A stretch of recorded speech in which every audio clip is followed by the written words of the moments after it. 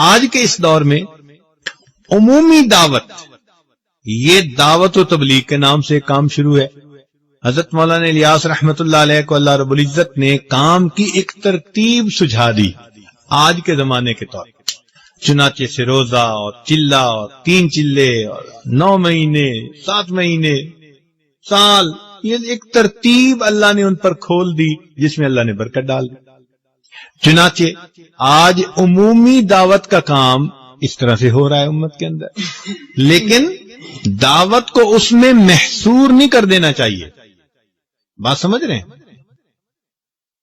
مثال کے طور پر ایک صاحب مجھے کہنے لگے جی آپ کے شیخ بھی کبھی اللہ کے راستے میں نکلے ہیں؟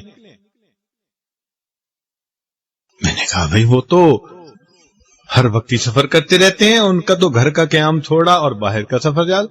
نہیں میں پوچھ رہا ہوں اللہ کے راستے میں کبھی نکلے ہیں؟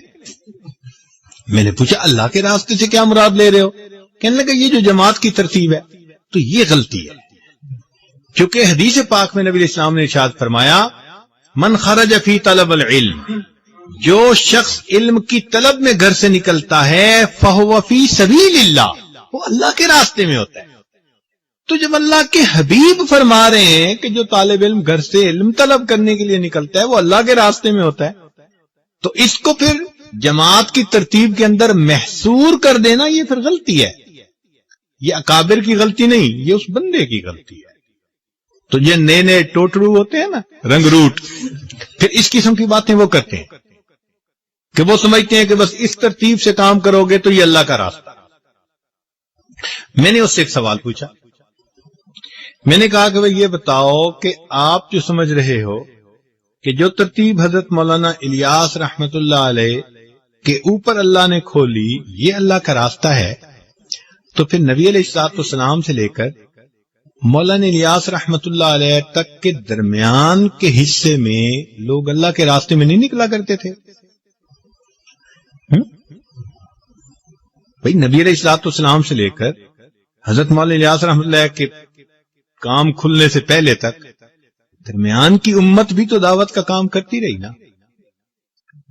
تو پھر اگر اللہ کا راستہ اسی پر ہم لگا دیں گے تو پھر درمیان کے لوگ کدھر گئے؟ تو اب وہ جا کے پھر اس کو بات سمجھ میں آئی. تو پھر میں نے کہا بھئی دعوت کے انداز ہوتے ہیں. صبح کو جو عالم فجر میں مسجد میں بیٹھ کے درس قرآن دیتا ہے وہ بھی دعوت کا کام ہے. جو شام کو درس حدیث دیتا ہے وہ بھی دعوت کا کام ہے. جو امت کے واعظ جمعہ پڑھا رہے ہیں، بیانات کر رہے ہیں، یہ بھی دعوت کا کام ہے.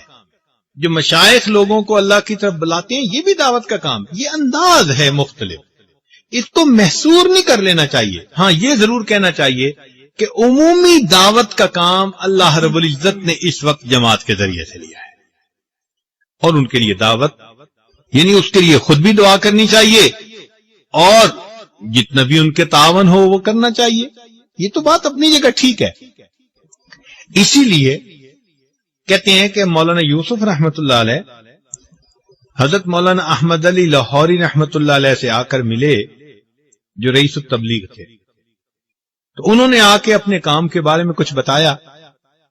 تو مولانا احمد علی لاہوری رحمت اللہ علیہ نے ایک بات بتائی، فرمایا کہ جب تمہیں اپنی بقا کے لیے دین کے دوسرے شعبے کے لوگوں کا فنا ہونا ضروری محسوس ہوگا تو یہ تمہارا گمراہی کی طرف پہلا قدم ہوگا.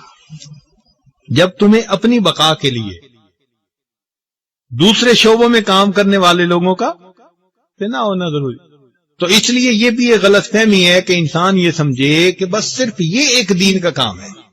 مدارس والے دین کا کام کر رہے ہیں اور یہ ترتیب نبی علیہ السلام سے چلی، اصحاب صفہ سے چلی اور آج تک چل رہی ہے.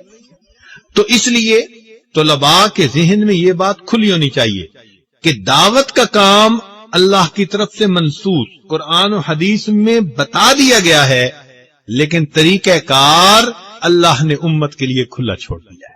ہاں یہ ہے کہ دعوت کا طریقہ نور نبوت سے ماخوذ ہونا چاہیے، انداز نبوت کے خلاف نہیں ہونا چاہیے. اب جیسے ایک بندہ آ جائے جی میں ٹی وی پہ آ کر دین کی دعوت کا کام کروں گا، تو بھائی یہ چونکہ نبی علیہ السلام کے طریقے کے خلاف ہے، اس لیے اس میں نور نہیں، اس میں ظلمت ہوگی. بات سمجھ رہے ہیں نا؟